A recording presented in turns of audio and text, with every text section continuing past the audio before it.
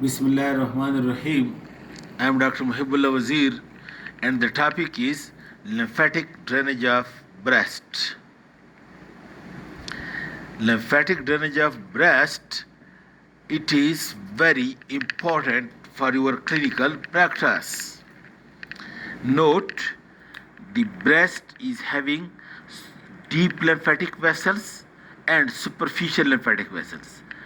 Deep lymphatic vessels, it lies, if let me say, this is the breast tissue, the deep lymphatic vessel lies over here deep in the breast tissue, while the superficial lymphatics, it lies over here deep to the skin, also called as subareolar lymphatic plexus, and it's a deep lymphatic plexus. These deep lymphatic plexus and superficial or subareolar lymphatic plexus, these have connection with one another. Okay, most of the lymphatics from the breast is being drained to the axillary lymph nodes. Look over here, please.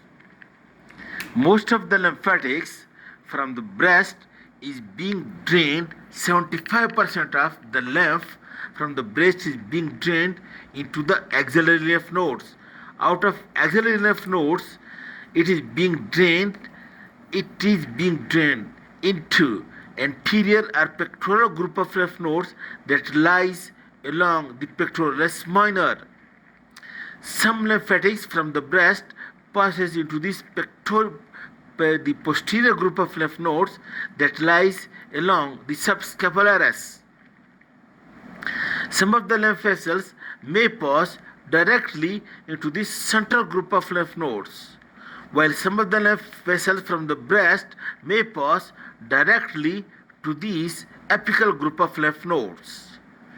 The same you see over here, please. Also, look, this is the breast tissue, this is the areola, and this is the superficial lymphatic plexus, while the deep lymphatic plexus lies deep in the breast tissue. Now look, from this lateral quadrant, most of the lymphatic vessels passes, look, into these lymph nodes that lies along the pectoralis minor, that is the anterior or pectoral group. Some lymphatic passes you can see over here to the subscapular group or posterior group of lymph nodes. Some lymphatics passes directly to the central group of lymph nodes, while some of the lymph vessels passes to these apical, these lymph nodes you can see over here, these lymph nodes.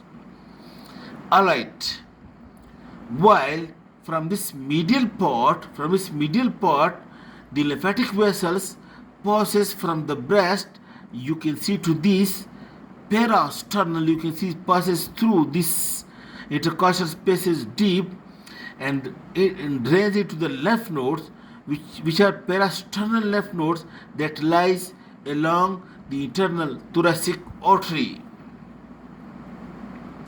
Okay, now some of the lymphatic vessels from the breast may also drain into the infraclavicular lymph nodes,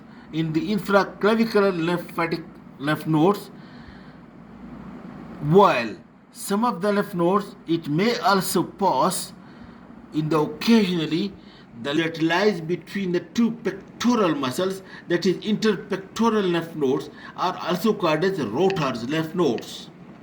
In this way, the lymphatic drainage to the anterior group of axillary, to the posterior group of axillary, to the central, to the apical, and then to the parasternal lymph nodes.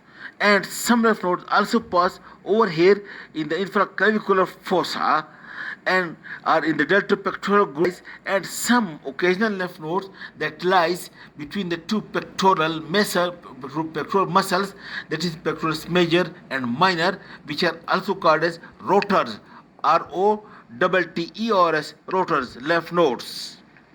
Okay, then some of the lymphatics from the breast passes downward, superficial lymphatics passes downward to the anterior abdominal wall.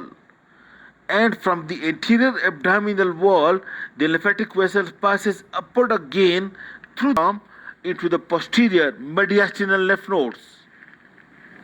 Into the posterior mediastinal lymph nodes, similarly from the abdominal wall passes also due to the posterior mediastinal lymph nodes, while the superficial lymphatics of one breast also may connect with that of the other breast. In this way, the disease can metastasize from one breast to another.